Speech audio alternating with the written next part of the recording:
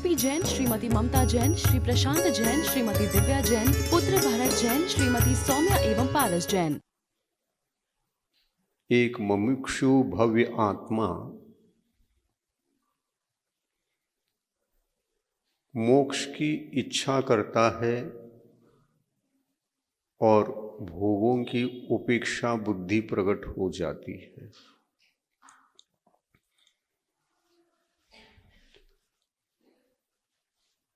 जब तक इस संसार में प्राणी को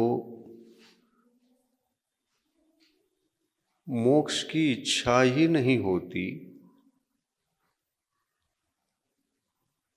तो आत्म साधना की बात, उस संबंधित विचार कुछ भी मन में नहीं आते। एक मुखी होकर इंद्रियों को तृप्त करने के लिए इंद्रिय विषयों के खोजबीन में ही रहता है। ये विषय कषाय सुखकर लगते हैं बुभुक्षु जीवों को, और मुमुक्षु जीवों को ये रुचिकर नहीं लगते, जहर जैसे महसूस होते हैं। क्योंकि इन्हीं के निमित्त के कारण से और आत्मा को उपेक्षा करने के कारण से मैंने अपने मोहनी कर्म के उदय में उत्पन्न होने वाली इच्छाओं को भोगों में लगाया, आत्म कल्याण में उनको प्रवृत्त नहीं किया। इच्छाएं अनलिमिटेड हैं, अनंत हैं, उनका कोई अंत नहीं। वो एक वैभाविक ऊर्जा है जो हमारा ही है, लेकिन कर्मों के साथ, कर्मों के उदय में उस उदय प्रवाह के साथ हम बहने लगते हैं। तो आत्मा की ये ऊर्जा जो अनलिमिटेड इच्छा रूप है, ये कहाँ से उत्पन्न हो रही हैं? तो ज्ञानोपयोग ही इन इच्छाओं के उत्पत्ति में कारणीभूत है। हमारा ज्ञानोपयोग भटक गया है, भटका हुआ माना जा रहा है, क्योंकि वह विषयों में अटक गया है। इसी ज्ञानोपयोग को यदि हम थोड़ा सा आत्म कल्याण करें, धर्म करें, आकुलता को कम करें, विकल्पों को कम करें, अंतरंग में शांति की अनुभूति करें, संतोष वृत्ति को धारण करके शांत रहे, इत्यादि इन विचारों को कभी कभी संसारी आत्मा करता तो है, लेकिन रुचिपूर्वक उसमें प्रवृत्त नहीं हो पाता। इसलिए आत्म कल्याण की इच्छा होते हुए भी आगे नहीं बढ़ सकता। वो इच्छा होती है, क्षणिक इच्छा होकर वहीं टूट जाती है, पुनः विषयों में जाकर थम जाती है। और फिर इस प्रकार विचार मात्र आकर के चले जाते हैं, और रुचि न होने के कारण से पुनः पुनः विषयों में जाना पड़ता है। और ये इच्छाएं जब सांसारिक विषय कषायों का चिंतन मनन आदि करने लगता है, तो अशांति, चिंता, आकुलता राग, द्वेष, असंतुष्ट भाव, ये सारे के सारे आत्मा के भीतर दोष पैदा होने लगते हैं। ये दोष संसार को पुष्ट बनाते हैं। एक इच्छा ऐसी जो विषयों में उलझी हुई है, वह संसार को ही पुष्ट बनाती है। संसार वृद्धिंगत होता चला जाता है। अशांति, दुख केवल अशुभ इच्छाओं के कारण से ही संभव है। शुभ इच्छाओं के कारण से, जो आत्मा से संबंधित इच्छाएं हैं, इन शुभ इच्छाओं के कारण से कभी आत्मा दुख का अनुभव नहीं करता। इच्छा मात्र का प्रवाह ज्ञानोपयोग से ही होता है। ज्ञान जब राग सहित होकर भोग वस्तुओं की चिंता, चिंतन, ग्रहण बुद्धि आदि आदि अनेक प्रकार के विकल्प, संकल्प विकल्पों में उलझ जाता है, तो उस समय अपने ज्ञानोपयोग से ही जन्म लेने वाली वह इच्छा पाप का बीज, एक तरफ पाप का बीज बोता है और एक तरफ विषय जब प्राप्त होते हैं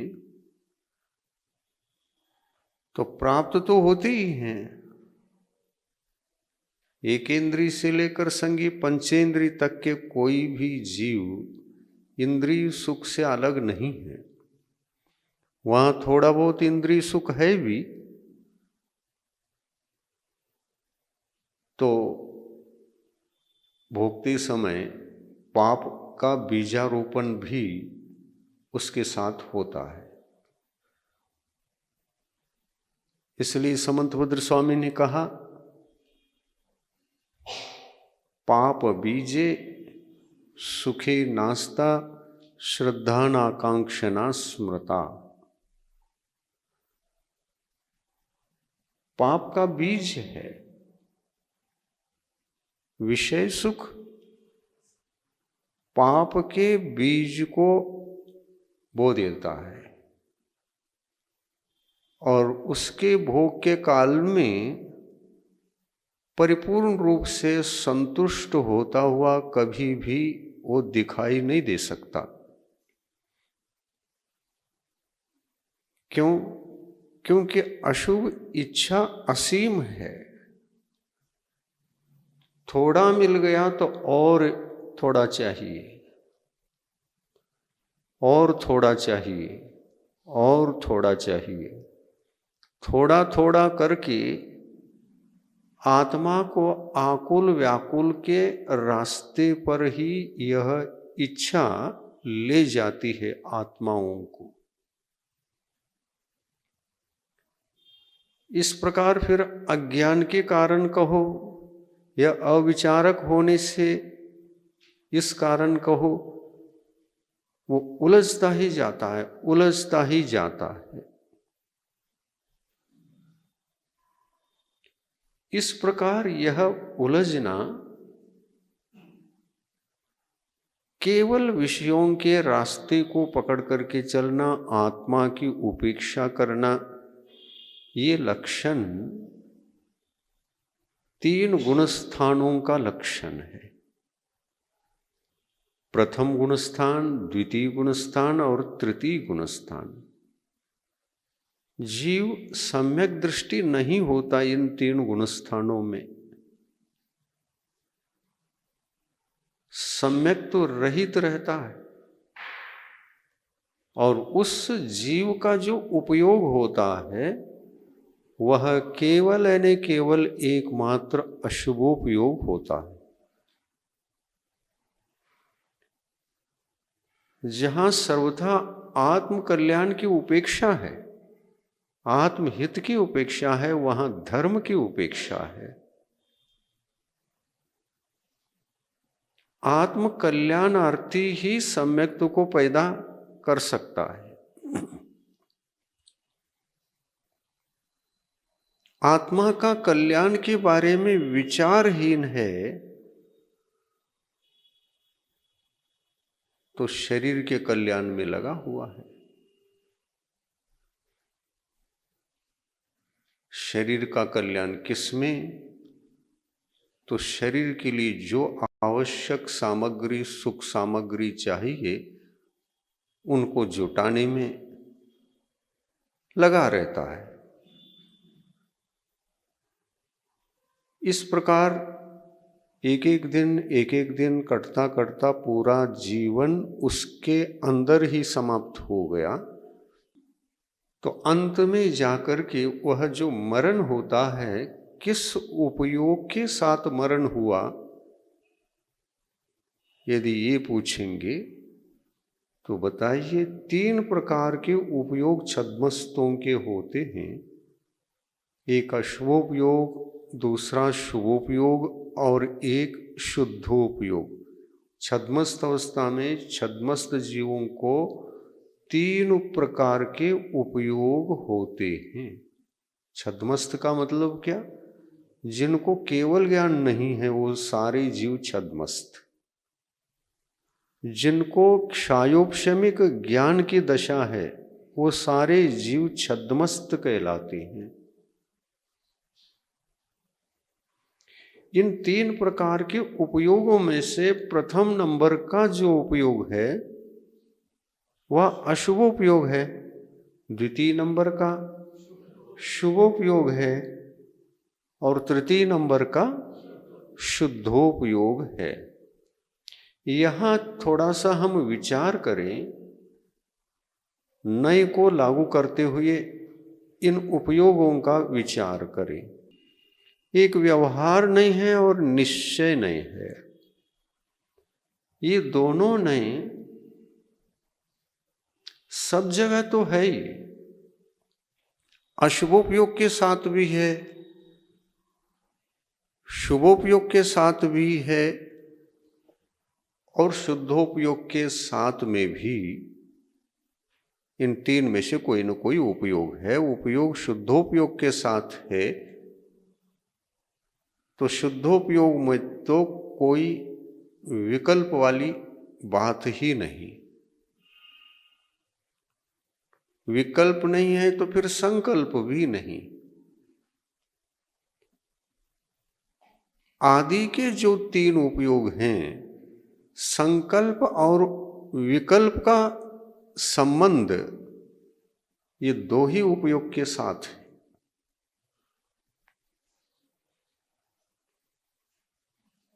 पहला वाला उपयोग कौन सा?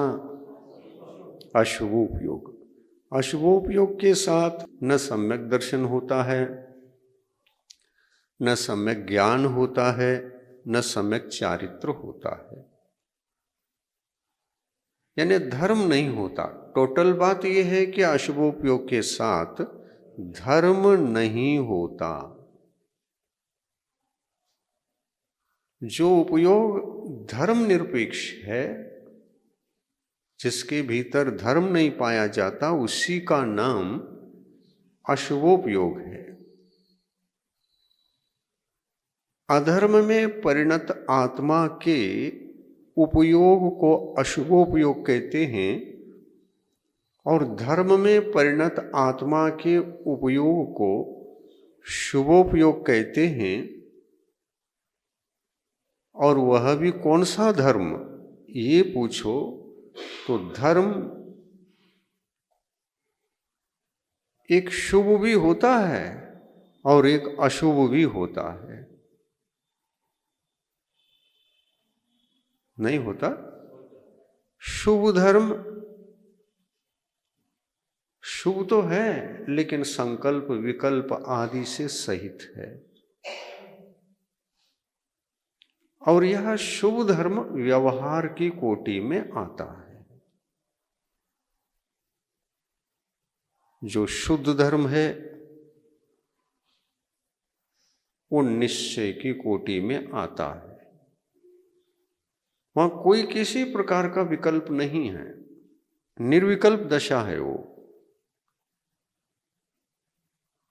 तो ये जो हमारा उपयोग है, उपयोग क्या चीज है? उपयोग के 12 भेद होते हैं। कितने? 12 भेद होते हैं। दर्शनोपयोग के 4 भेद हैं और ज्ञानोपयोग के 8 भेद हैं। इस प्रकार उपयोग मात्र के भेद 12 होते हैं और इसमें ज्ञान जुड़ा हुआ है, साथ साथ दर्शन भी जुड़ा हुआ है। दर्शनोपयोग और ज्ञानोपयोग मिल करके जीवात्मा के उपयोग टोटल 12 हैं और 12 उपयोग में दर्शनोपयोग की चर्चा ही नहीं होती। यहां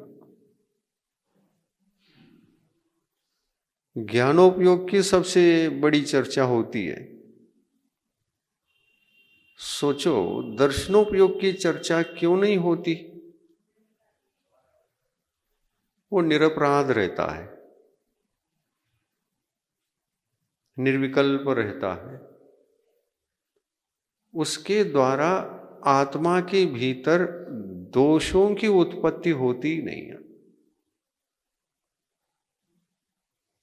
दर्शनोपयोग का मतलब वस्तु को देखना मात्र दर्शनोपयोग है। वस्तु चेतन अचेतन वस्तुओं को देखने के पश्चात हमें राग द्वेष नहीं होते। विकल्प जो होते हैं, रागादि भाव जो होते हैं, वे सारे के सारे रागादि भाव कब होते हैं? हाँ, जानते वक्त होते। हमारा ज्ञानोपयोग जानने लग गया तो उस समय उसकी 2 दशाएं होती हैं। या तो वह विषयों को निमित्त बना करके वस्तुओं को देखता है, विषयों को, यानी पंचेंद्रिय विषयों को, आंख, कान, नाक, ये 5 इंद्रियां है ना, स्पर्शनेन्द्रिय, रसनेन्द्रिय, घ्राणेन्द्रिय, चक्षु इंद्रिय, कर्णेन्द्रिय, ये इंद्रियां हैं और ये शरीरगत हैं। आत्मगत इंद्रियां भावेंद्रियां कहलाती हैं और शरीरगत इंद्रियां ये द्रव्येंद्रियां कहलाती हैं। तो द्रव्येंद्रिय यदि है तो उसके पीछे आत्म प्रदेशों के साथ इन द्रव्येंद्रियों के माध्यम से जानने देखने की जितनी क्षमता, क्षयोक्षम शक्ति आदि है, उसके अनुसार भावेंद्रिय कार्यशील हुआ करती है और वह भावेंद्रिय सीधा आत्मा से, सीधा ज्ञानोपयोग से जुड़ी हुई होती हैं। हमारा स्पर्शनेन्द्रिय, हमारा रसनेन्द्रिय, हमारा घ्राणेन्द्रिय, हमारे चक्षु इंद्रिय, कर्णेन्द्रिय, सब सीधा संबंध इनका भावेंद्रियों का क्षायोपशमिक ज्ञानोपयोग से संबंध है, घनिष्ठ संबंध है। और इसलिए छद्मस्त अवस्था में तो ये क्षायोपशमिक ज्ञान तो रहेगा ही रहेगा। और गुणस्थान से देखो तो किस गुणस्थान तक रहेगा? 12वें गुणस्थान तक रहेगा। तो 12वें गुणस्थान तक इन भावेंद्रियों का संबंध है। जब यह आत्मा को केवल ज्ञान की उपलब्धि होती है, शरीरगत इंद्रियां, द्रव्येंद्रियां तो बच जाती हैं, इनका विनाश नहीं होता, पर भावेंद्रिय सब चली जाती है। अरहंत भगवान को एक भी इंद्रिय नहीं है। कौन सी इंद्रिय? भावेंद्रिय में से एक भी नहीं है। मन भी नहीं, भाव मन नहीं, स्पर्शनेन्द्रिय नहीं, भाव स्पर्शनेन्द्रिय नहीं, रसनेन्द्रिय नहीं, भाव रसना नहीं। क्यों? क्योंकि अब तो वो केवली हो गए। केवली होने के पश्चात केवल ज्ञानोपयोग के साथ भावेंद्रियों का संबंध रहा नहीं। इनका संबंध तो क्षायोपशमिक ज्ञान के साथ में है।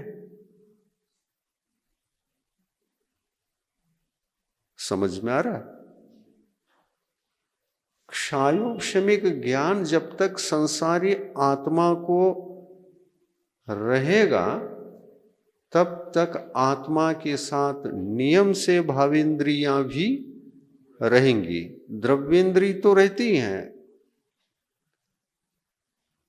और जीव जाति की अपेक्षा से एक इंद्रिय जाति, द्विइंद्रिय जाति, तीन इंद्रिय जाति, चतुरेंद्रिय जाति, इस प्रकार जीव जाति की अपेक्षा से कितनी इंद्रिय वाला है, इस पर भी डिपेंड करता है। एक इंद्रिय है तो हमारा आत्मा, हमारा क्षोभशमिक ज्ञान एक ही इंद्रिय के माध्यम से वस्तुओं को जानेगा, पहचानेगा। अन्य इंद्रिय तो है नहीं। जो एकेंद्रीय जीव होते हैं, पृथ्वी का एक, जल का एक, अग्नि का एक, वायु का एक, वनस्पति का एक, इन सभी जातिगत एकेंद्रीय जीवों में आत्मा है कि नहीं?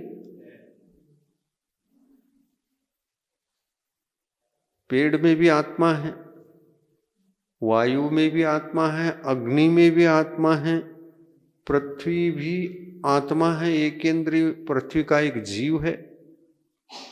सभी जगह आत्मा विद्यमान है, और वो पृथ्वी ही उसका शरीर है। जल का एक जीव को जल ही उसका शरीर है।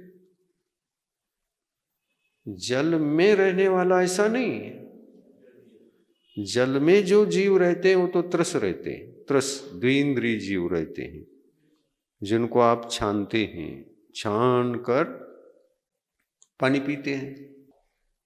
छानने के बाद उसमें से द्विइंद्रिय जीव अलग होते हैं कि एकेंद्रीय जीव अलग होते हैं? हाँ, दो इंद्रिय जीव का बचाव हम करते हैं। श्रावकों की अपेक्षा श्रावक का जो धर्म है वह त्रसकायिक जीव की हिंसा से बचने रूप है। एकेंद्रीय जीवों को तो वो बचा ही नहीं सकेगा, नियम से घात होता है। किंतु मुनि अवस्था में जाने के बाद, दिगंबर दीक्षा लेने के बाद, इन एकेंद्रियों का भी घात नहीं होता और त्रसकायिक जीवों का भी घात होता नहीं है। इसलिए मुनि महाराज के व्रतों को महाव्रत कहा और श्रावकों के व्रतों को अनुव्रत कहा। अनु क्यों? छोटे व्रत। छोटे क्यों? केवल त्रस का त्याग कर रहे हैं, स्थावर जीवों का त्याग नहीं हो रहा, एक देश त्याग हो रहा है। इसलिए अणु महायने जिसमें एकेंद्रीय भी छूट गए, एकेंद्रीय हिंसा भी छूट गई और त्रसकायिक की भी हिंसा छूट गई, इसलिए वो महान है। हिंसा मात्र से इसको द्रव्य हिंसा कहते हैं। एकेंद्रीय से लेकर के सारे त्रस जीवों की हिंसा को रोकना, होने न देना, इस हिंसा को त्याग करना, ये कौन सा संयम है? द्रव्य संयम क्या भाव संयम? हाँ, बहिर्जीवों के प्राणों को बचाना द्रव्य संयम है। बहिर्जीवों के हिंसा को बचाना द्रव्य संयम है। बाहरी हिंसा को जितना रोक सको वही धर्म है। इसको प्राणी संयम कहते हैं। संयम के जो दो भेद है ना, प्राणी संयम और इंद्रिय संयम। प्राणी संयम को धारण करना चाहते हैं तो जीवों को मत मारो। कितने प्रकार के? 6 प्रकार के जीव हैं। 5 स्थावर कायिक जीव और 1 त्रसकायिक जीव। त्रसकायिक जीव द्विंद्रिय, 3 इंद्रिय, चतुरेंद्रिय, पंचेंद्रिय, उसमें संगी भी आ गए, असंगी भी आ गए, ये सभी त्रस कहलाते हैं।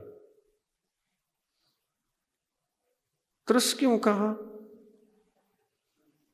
क्या नाम है ये? त्रस का मतलब क्या?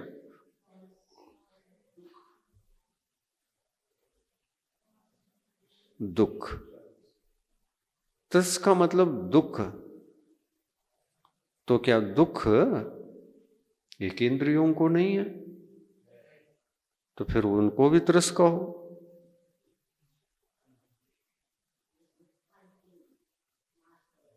ऐसा नहीं, दुख नहीं। दुख तो एक इंद्रियों को भी है और द्विंद्रिय आदि त्रस जीवों को भी दुख। दुख तो सामान्य रूप से सभी जीवों में दुख होता है, लेकिन उस दुख से बचने के भाव जीव को होते हैं कि नहीं होते? चाहे कोई भी जीव, भाव तो होते हैं, लेकिन बच पाना अलग बात है। बचने के लिए त्रसत्व चाहिए, क्योंकि त्रस जीव इधर के उधर चलायमान भी हो करके अपने दुख से बचाव कर लेते हैं। अपने शरीर से अगर दुख का कोई संयोग दशा हो गई है तो खिसक जाता है।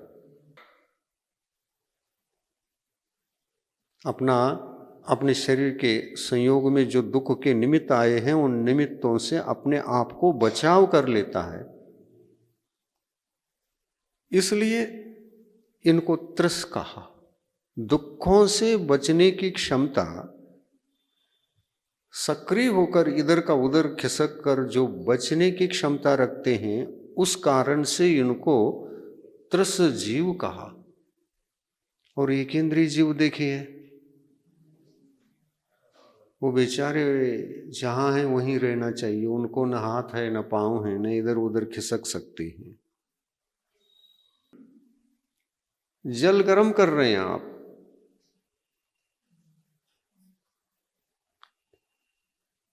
पात्र को छोड़कर बाहर भाग जाएगा क्या? गर्म कर रहे हैं तो गर्म कर रहे हैं। आप गर्म करते समय एक इंद्रिय जीव, जल का एक जीवों को दुख हो रहा है, और अग्नि जला रहे हैं तो अग्नि का एक जीव भी वहां दुखी हो रहे हैं। अग्नि भाग करके जाती है, जल घड़े में से निकल जाएगा, लेकिन अनछना जल उसके भीतर यदि डालकर आप गर्म कर रहे हैं तो उसमें त्रस जीव भी है। अब का पानी गर्म होने लग गया तो त्रस जीव भी दुखी होंगे ना? त्रस जीव भी दुखी होंगे। वो इधर उधर भागने लगते हैं। ये उष्णता हमको सहन नहीं हो रही, इधर उधर भागने लगते हैं। भागते तो हैं, घड़े से बाहर आ सकते हैं? नहीं आ सकते। एकेंद्रीय जीव भागते नहीं। ये भाग सकते हैं, वो भागते नहीं। जहां खड़े हैं खड़े हैं, पांव नहीं उनके। तैरने की शक्ति नहीं।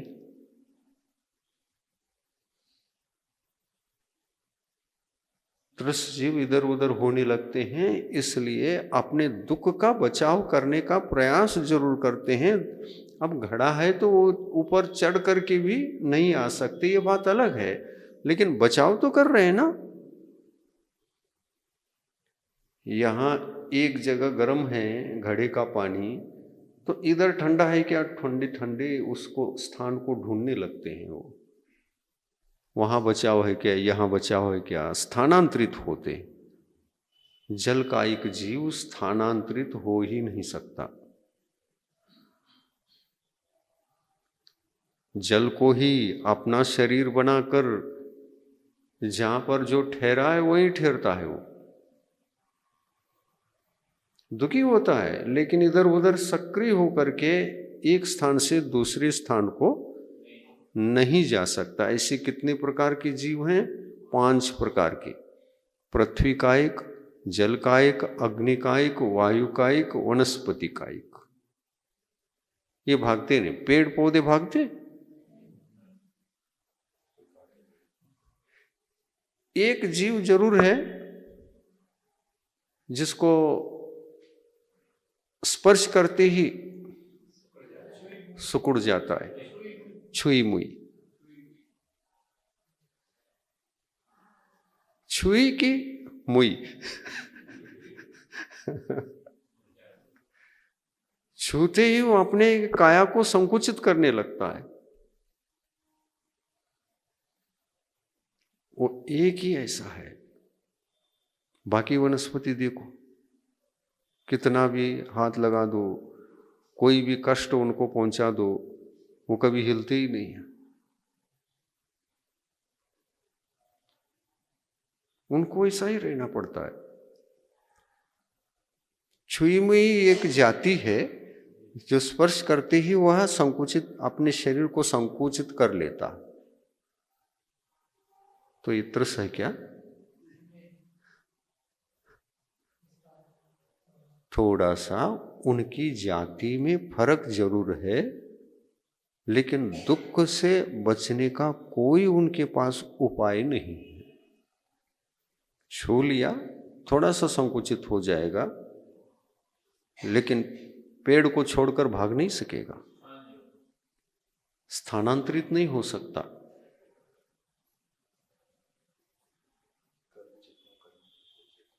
हाँ, इसको कर्म चेतन, कर्म फल चेतन इत्यादि शब्दों को उपयोग करते हुए आगम में, आगम के ग्रंथों में इनकी चर्चा है। ये एकेंद्रीय जीव नियम से कर्म फल के दुखों को भोगते, नियम से भोगते हैं।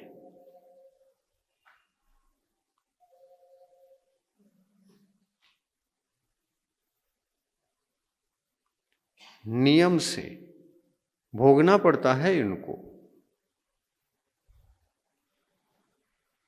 अरहंत भगवान वे देखो, कर्म का उदय है, कर्मों के फल के भोक्ता, यद्यपि वो भी हैं, साता का उदय है, साता की अनुभूति कर रहे हैं, असाता का भी उदय है, लेकिन साता का उदय इतना जोरदार रहता है, असाता का अनुभव भी नहीं कर पाते। जैसे ये सर्च लाइट लगी है सब जगह, इसमें एक आरती जला दो और रखो इसमें, उसका कोई अस्तित्व दिखाई देता प्रकाश वगैरह? हैं? लेकिन प्रकाश तो है। इनको बुझा दो तो सब उससे भी दिख सकता है। वो भी दिखा रहा है लेकिन अपना अस्तित्व को दिखा नहीं पाता। वो इतना मंद प्रकाश है कि अस्तित्व दिखाई नहीं दे रहा है। और कुछ भी ना हो, आरती भी ना हो और कोई लाइट भी ना हो, तो वहां अंधेरा छा जाता है, कुछ भी नहीं दिखता। लेकिन छोटे से छोटे प्रकाश को भी हम जलाएंगे तो पूरा घर दिख सकता है। प्रकाश की मात्रा बढ़ गई तो फिर छोटे का महत्व नहीं रहता, वो कार्यशील नहीं होता। दे रहा है, कार्यशील है, प्रकाश देने का कार्य तो निरंतर कर रहा है, लेकिन सर्च लाइट के सामने अपने प्रभाव से आपको प्रकाश, अपना स्वयं का प्रकाश दिखा नहीं सकता।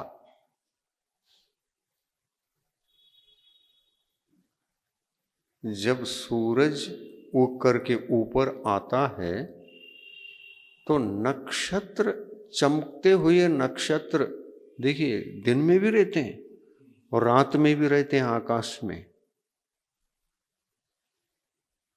दिखते कब हैं?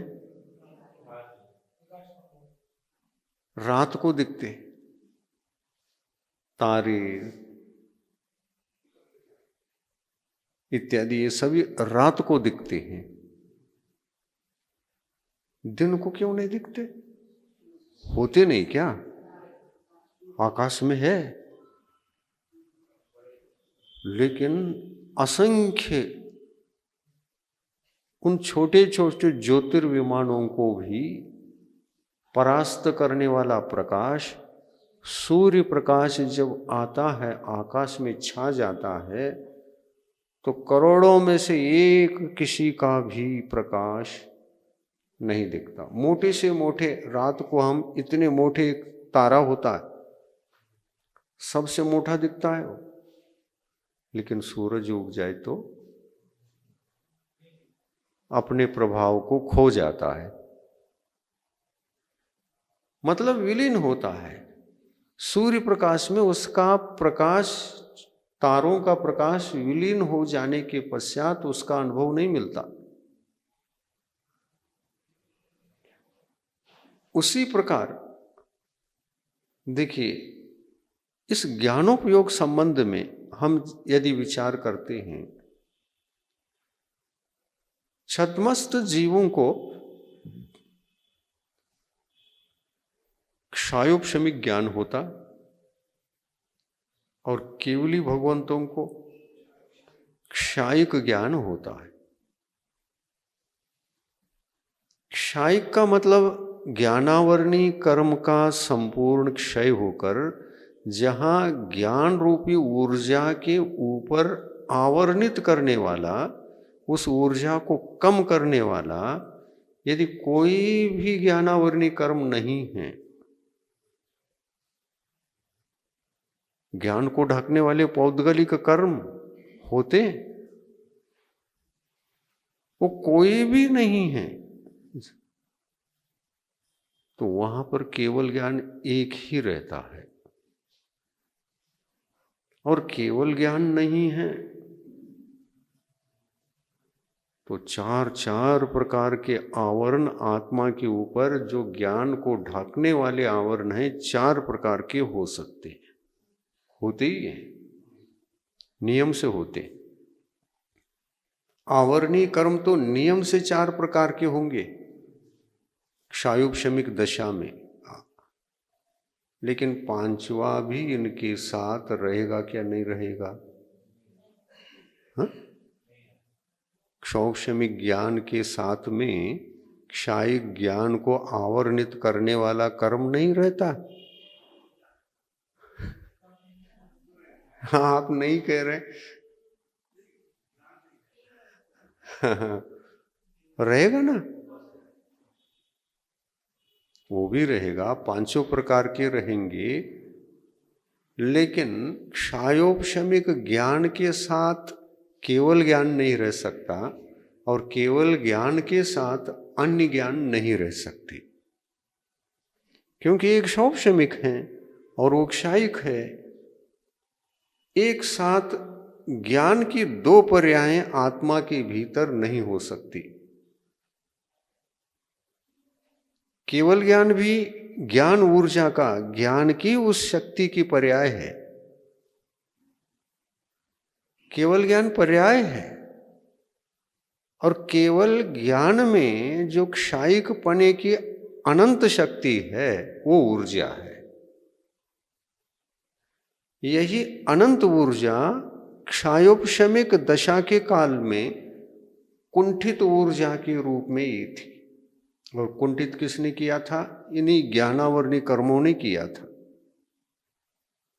मति ज्ञानावर्णी, श्रुत ज्ञानावर्णी, अवधि ज्ञानावर्णी, श्रुत ज्ञान के मन परे ज्ञानावर्णी और केवल ज्ञानावर्णी, ये पांचों मिलकर के अनंत ऊर्जा को कुंठित करा के रखे थे। देखिए कर्म की शक्ति कैसी कितनी बड़ी होती है। आत्मा में ये कहा जाता है कि अनंत ऊर्जा है। ज्ञानावर्णी कर्म के क्षय से अनंत ज्ञान प्रकट होता है। अनंत ज्ञान का मतलब होता है जिस ज्ञान के भीतर सारा का सारा समा जाए। जैसे आज दुनिया के जितने भी चित्र हैं, जितने भी लोग हैं, उनके चित्र सभी गूगल पर है।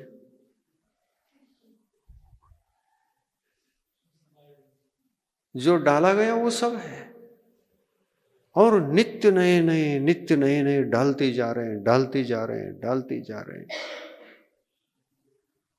हर एक व्यक्ति के पास मोबाइल है, कुछ न कुछ सेव कर रहा है, कुछ न कुछ डाउनलोड कर रहा है, इधर का उधर कर रहा है, कुछ नया डाल रहा है, कुछ पुराना इधर का उधर कर रहा है। दुनिया में जितने लोग ये कार्य कर रहे हैं, ये सारे के सारे चित्र सुरक्षित है, आवाज सुरक्षित है, चित्र सुरक्षित है। ये कहां पर है? गूगल पे।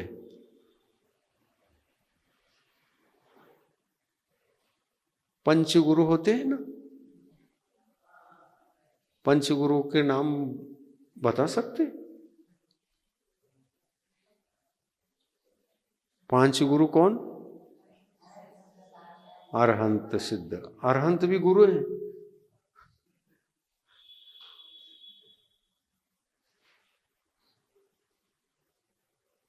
अरहंत भगवान भी गुरु, सिद्ध भी गुरु, आचार्य परमेष्टि भी गुरु, उपाध्याय परमेष्टि गुरु, साधु परमेष्टि भी गुरु, सब गुरु हैं। पांचों को गुरु क्यों कहा? भगवान कहना चाहिए था दो को गुरु हैं, लेकिन सबसे बड़े गुरु कौन? सिद्ध भगवान। अरहंत भगवान छोटे गुरु, आचार्य परमेष्टि और भी छोटे, उपाध्याय परमेष्टि और भी छोटे, और साधु परमेष्टि और छोटे बड़े गुरु 5 प्रकार के हैं। लेकिन सबसे बड़े गुरु यदि कोई हैं तो सिद्ध भगवान है। और अरहंत भगवान को भी लेना चाहो तो ले सकते हैं, क्योंकि उनके पास भी केवल ज्ञान है। लेकिन गुरुओं के गुरु, सब 4 प्रकार के गुरुओं के गुरु अगर कोई है तो सिद्ध भगवान है, वो गूगल है। गूगल गुरु है। सिद्ध भगवान के केवल ज्ञान में कुछ भी डालो समा जाएगा।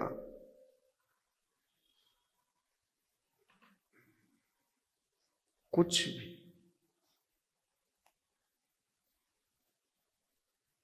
जैसे YouTube चढ़ाते रहते हैं, ये सब उसके पेट में है, गूगल के पेट में। और आप अपना क्या बोलते हैं, अपने मोबाइल में अपने नंबर को या जिसका देखना चाहते हैं वह लिंक, उस लिंक को फिट कर दो उसमें, तो फटक से उन्हीं का आता है। कहाँ अमेरिका है, कहाँ अफ्रीका, ऑस्ट्रेलिया आदि हैं समुद्र के उस पार, और वहां पर भी लोग बैठे हैं, वो भी सब चढ़ा रहे हैं उसके ऊपर, और अपने लिंक से, अपने लिंक के नंबर पर वो चढ़ा रहे हैं। वो सुरक्षित है? उनके चढ़ाते ही आप यहां पर लिंक के माध्यम से ऑर्डर दे दो, फटक से आ जाता है। ऐसा कभी देखा नहीं गया है पहले। दुनिया के जितने बुक्स हैं, एक भी मत छोड़ो, जितने भी बुक्स हैं उनको स्कैनिंग करके डाल दो।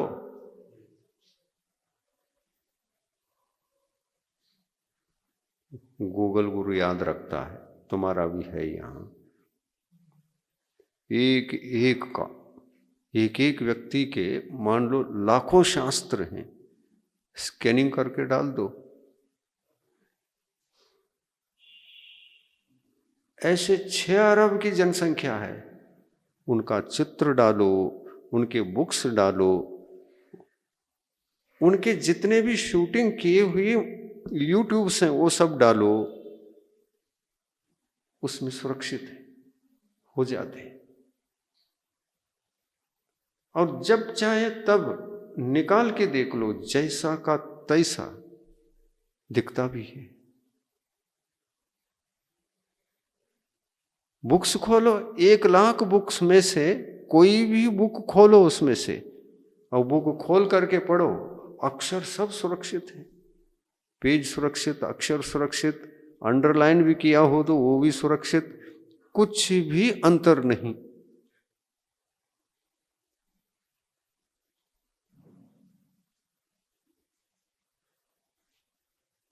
पुद्गल के पास भी शक्ति है। जीव जैसे केवल ज्ञान में सब हासिल करके सबको अपने पेट में धारण कर सकता है, वैसा पुद्गल के पास भी शक्ति है। इसलिए भगवान ने कहा, हर एक द्रव्य अनंत शक्ति संपन्न होता है। आकाश द्रव्य देखिए, आकाश द्रव्य अनंत का स्वरूप है। हम सबको वो शरण दे करके रखा है। आप किसकी शरण में हैं? आकाश द्रव्य की शरण में है। अगर आकाश न होता तो कहां ठहरोगे?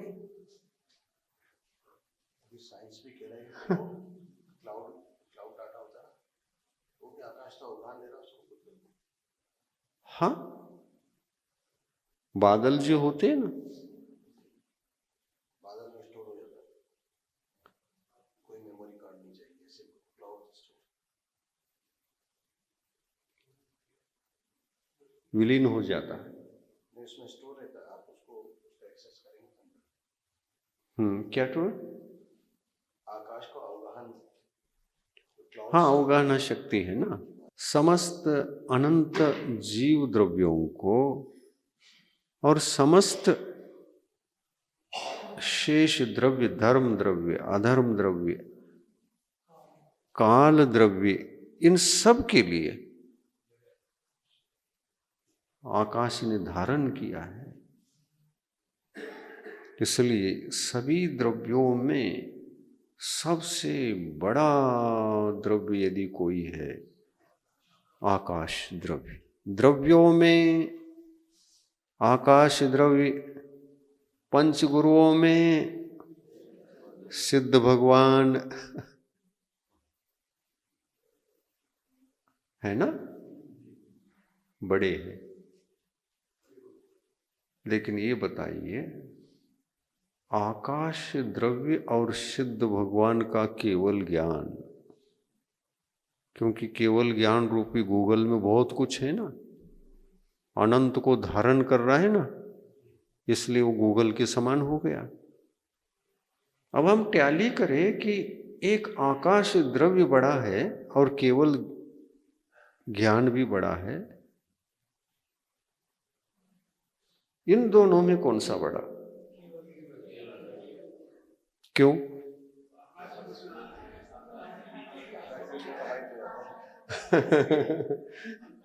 अब आकाश द्रव्य सभी द्रव्यों में बड़ा है और उस आकाश, अनंत आकाश द्रव्य को ही केवल ज्ञान ने अपने पेट में धारण कर लिया है आसानी से, फिर भी जगह खाली है वहां।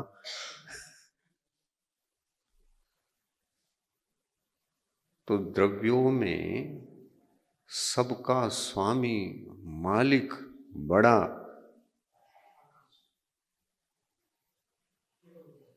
केवल ज्ञान है, केवल ज्ञान। और उसमें भी सिद्ध भगवान गूगल गुरु है ना, उस सिद्ध भगवान के गूगल गुरु में आप अनंत आकाश द्रव्य को भी देख सकते हैं। वो कितना भी बड़ा हो, अनंत को धारण करने के लिए अनंत शक्ति ही चाहिए। जैसा कहा है ना, 8 प्रकार के कर्म हैं, है ना, ज्ञानावरण, दर्शनावरण, 8 प्रकार के हैं ना। 8 प्रकार के कर्म हैं। इन कर्मों में एक मोहनी कर्म भी है। मोहनी कर्म के संपूर्ण नाश से आत्मा के पास एक गुण प्रकट होता है। जिस गुण को कब्जा करके रखा था मोहनी कर्म ने, वो गुण कौन सा? बताओ। मोहनी कर्म के अभाव में, मोहनी कर्म का संपूर्ण क्षय होने पर कौन सा गुण प्रकट होता है? हा? गलत। सम्यक तो एक अंश है, अंश का नाम ले रहे, अनंत सुख। मोहनी कर्म के उदय के कारण से हम सुखी रहते हैं क्या दुखी रहते हैं? हाँ, दुखी, अनंत दुखी रहते हैं हम, अनंत दुखी रहते हैं। हमारे अनंत सुख का, निराकुल दशा का, शांति का भंग करने वाला अगर कोई है तो मोहनी कर्म है। इस मोहनी कर्म को जड़मूल नाश करेंगे तो हमको अनंत सुख की अनुभूति होगी। मैं ये बता रहा था, सभी कर्मों में सबसे पहले कोई कर्म नाश होता है तो मोहनी कर्म ही होता है। मोहनी कर्म का ही क्षय सबसे पहले होता है। अपने आप होता है कि करने से होता है?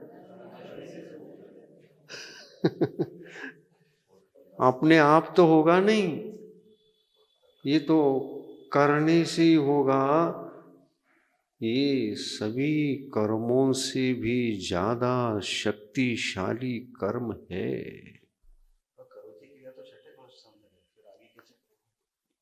करोति क्रिया सप्तम गुण स्थान तक है,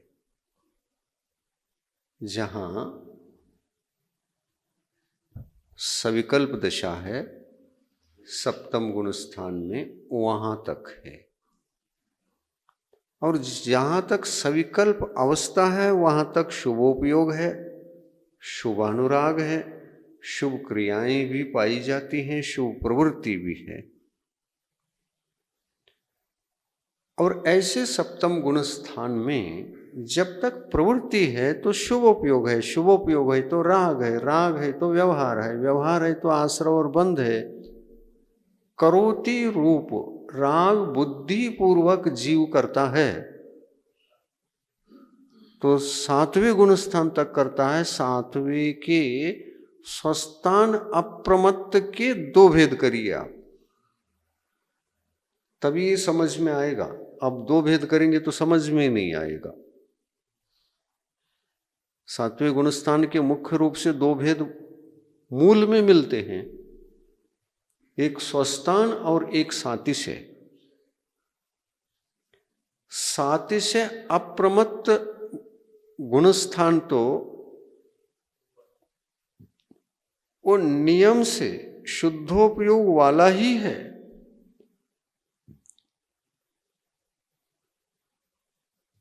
परंतु स्वस्थान अप्रमत्त के, जिसको हम दो भेद करना चाहिए कह रहे हैं ना, उसमें दो भाग करिए। एक सविकल्प पार्ट और एक निर्विकल्प पार्ट। आज पंचम काल में दिगंबर मुनि महाराजों को सातिशय अप्रमत्त गुणस्थान होता ही नहीं, स्वस्थान अप्रमत्त गुणस्थान होता है। और उसके दो पार्ट, एक सविकल्प और एक निर्विकल्प, एक प्रवृत्ति सहित, एक निर्वृत्ति सहित। निर्वृत्ति सहित भाग को शुद्धोपयोग कहते हैं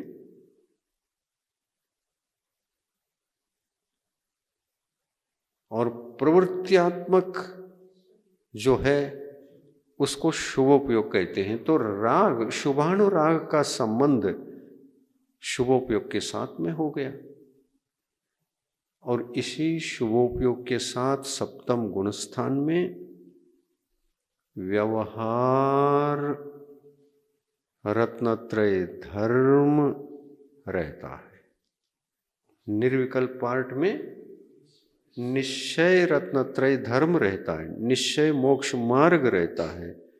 यहाँ व्यवहार मोक्ष मार्ग शुभोपयोग के काल में, सविकल्प दशा में, प्रवृत्ति के दशा में, बुद्धिपूर्वक रागादि की दशा में यहाँ शुभोपयोग और वहाँ शुद्धोपयोग।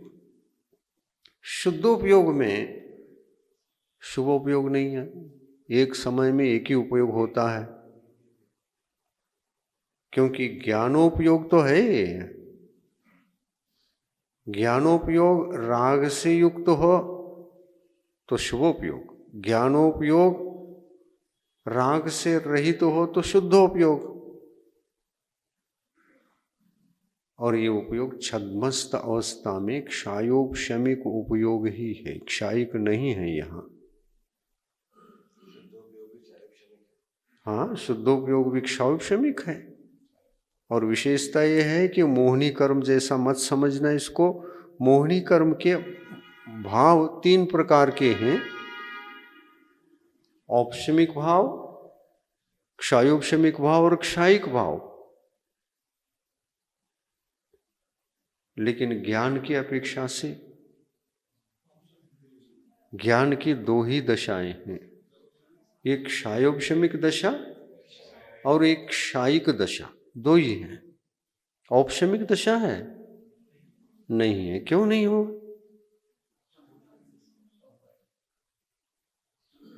सोचो क्यों नहीं? अगर वो होता तो जीव ज्ञान शून्य होता।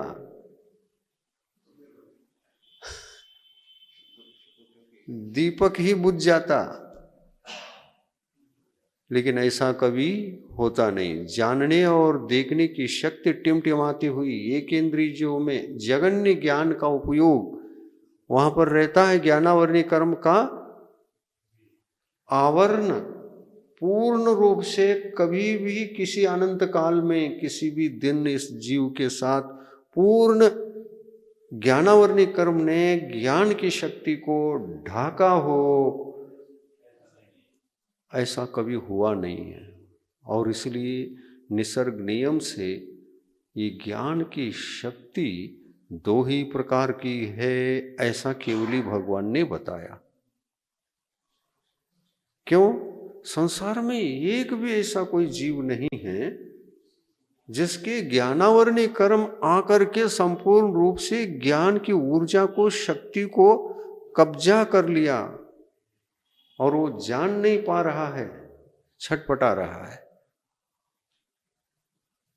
एकेंद्रीय जीव है तो एकेंद्रीय संबंधी ज्ञान तो प्रकट ही रहेगा। स्पर्शनेन्द्रिय का जब सद्भाव रहता है उस समय का ज्ञानोपयोग तो है। उस ज्ञानोपयोग को वो उपयोग करते हुए अपने सांसारिक जीवन जीता है एकेंद्रीय जीव। किसी भी एकेंद्रीय जीव को पूछो आप, स्पर्शने आपको कुछ अनुभव हो रहा है? हाँ, हो रहा है ना। स्पर्शनेन्द्रिय से क्या क्या हो रहा है? हाँ, शीत, उष्ण, गर्म, हल्का, भारी, ये सब अनुभव में आ रहा है। तो इतना तो आएगा ही। और वह किसके माध्यम से अनुभव में आ रहा है कि ये ठंडा है, ये गर्म है? स्पर्शनेन्द्रिय के माध्यम से। भाव स्पर्शनेन्द्रिय ज्ञानोपयोग तो वहां प्रकट रूप है, उसको ढाकने की क्षमता कर्म के पास भी नहीं है। कोई सा भी कैसा भी ज्ञानावरणी कर्म क्यों ना हो, कितना भी स्थितिबंध उत्कृष्ट क्यों न किया हो, कितना भी अनुभाग बंद उत्कृष्ट रूप से क्यों न किया हो, लेकिन वह ऊर्जा टिमटिमाती हुई एकेंद्रीय संबंधी ज्ञानोपयोग रहता है। एकेंद्रियों में सबसे जगन्य ज्ञान किसके पास है? स्पर्शनेन्द्रिय संबंधी। ये पूछोगे तो कहते हैं निगोद अवस्था में लब्धि अपर्याप्तक जीव का, यानी जिसकी आयु अत्यंत छोटी है, अपनी पर्याप्तियों को एक भी चार पर्याप्ति जितने होते हैं, पर्याप्तियां 5 होती, क्या 6 होती है। एक इंद्रिय जीव की पर्याप्तियां 6, आहार, शरीर, इंद्रिय, श्वासोश्वास और आयु, ये 5-6 पर्याप्तियां होती हैं।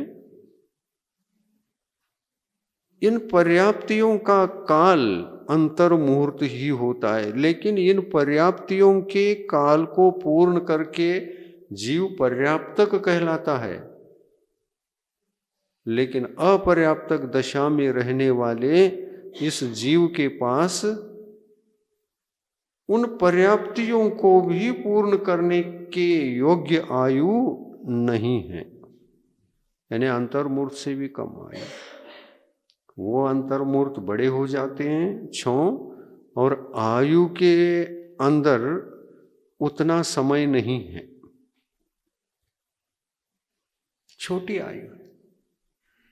इसको क्षुद्र आयु वाले जीव कहते हैं, क्षुद्र भव, छोटे, अत्यंत छोटा भव। ये छोटा भव क्यों?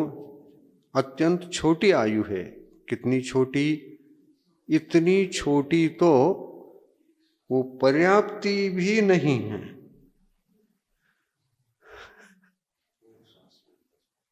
एक श्वास में 18 बार जन्म लेता है और मरण भी करता है। इतनी छोटी,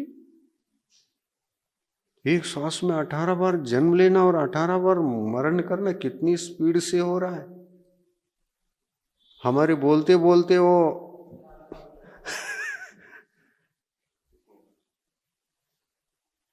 आप उसका नाम लेते ही वो कई बार जन्मा और कई बार मरा। आयु कर्म का बंध भी हुआ, आयु कर्म से छुटकारा भी पाया, उतना भोग करके निकल गया। आयु बंधा छोटा, बंधा छोटा, बंधा छोटा, बंधा छोटा, बंधा भोगा छोटा, कितनी स्पीड से चल रहा है। देखिए, पुद्गल कर्म जीवात्मा के पास है, आयु कर्म भी पुद्गल है, वो कितनी जल्दी छूट रहा है, फल दे रहा है और खत्म हो रहा है और नए रूप में और बंध भी रहा है। बहुत बड़ा विज्ञान है। आप जैन धर्म में प्रवेश करेंगे तो जीव विज्ञान इतना, बायोलॉजी, जीव विज्ञान इतना गहरा है, इतना बड़ा है, इतना सूक्ष्म है। आप कहेंगे ये सब सोच करके, पढ़ करके जब विचार आएगा कि ये तो बहुत गहरा है। हम समझते थे कि बायोलॉजी का मतलब वनस्पतियों में जीव है, और आज तक मालूम नहीं था, पहली बार मालूम पड़ा तो बहुत बड़ी खोज हो गई। ऐसा नहीं है, ये तो एक परमाणु मात्र की खोज। केवल ज्ञानियों ने सभी खोज के रखा है, चाहे वो सूक्ष्म हो, स्थूल हो, सब कुछ केवल ज्ञान के गूगल में सुरक्षित है। गुरुवर के श्रीमुख से कल के भाग में जाने कि कैसे ज्ञान का सदुपयोग हमें करना चाहिए। ज्ञान नामक शक्ति एक आत्मा की निजी शक्ति है। यह शक्ति ही हमें